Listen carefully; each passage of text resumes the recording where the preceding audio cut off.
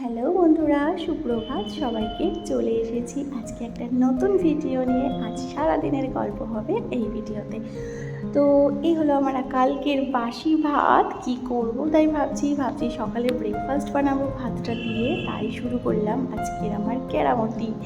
এটা হচ্ছে গাজর, আলু, পেঁয়াজ, ডিম, কাঁচা লঙ্কা একটু ফ্রাই করে নিয়ে ভাতটা দিয়ে দিলাম এবং তার উপর দিয়ে দেবো একটু সামান্য ঘি, আর চিনি তো অবশ্যই একটু দিতে হবে, আর হচ্ছে সামান্য একটু গোলাপ জল দিলাম। তো এই হলো আমাদের চারজনের ব্রেকফাস্ট। সার্ভ করে নিয়েছি। এবার চলুন যেতে হবে রান্না করতে। আজ রান্না হবে ডিমের ঝোল, আর হবে এই দেখেছেন ডিমের ঝোল হবে বলেছি, উনি বাজার থেকে ইলিশ মাছ নিয়ে চলে এসেছেন। তো যাই হোক, ইলিশ মাছটা দুপুরে হবে, ডিমটা হবে রাতে। ডিমের ঝোলটা তো হয়ে গেল।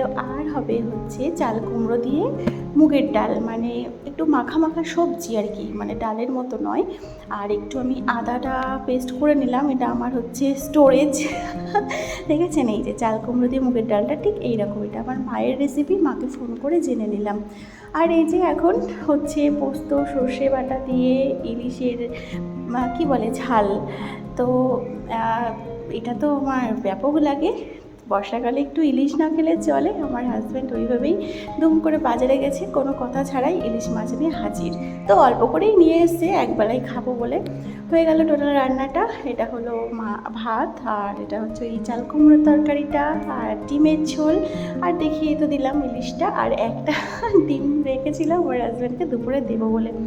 চলে এসেছি এবার স্নান করে। এবার একটু বসে আমি আমার ফেভারিট কোটো থেকে ভুজিয়া খাবো, আর আমার হাজব্যান্ড একটু বাইরে গিয়েছে, ওর জন্য একটু ওয়েট করছি, মানে একটু স্টেশনে গিয়েছে, বসে বসে ওয়েট করছি আর কি। আর আমার ফেভারিট প্লেসে বসে বাইরেটা দেখছি, এটা আমার মোস্ট ফেভারিট কাজ। তো চলুন, চলে এসেছে ও, এবার আমি খাবার সার্ভ করব। এই যে আমার হাজব্যান্ডকে আজকে 2টো ইলিশ মাছ দিয়েছি। আমি একটাই নিয়েছি, কারণ মাছ আমার যতই ভালো হোক আমার বেশি খেতে ভালো লাগে না। এটা আমার শাশুড়ি মায়ের জন্য।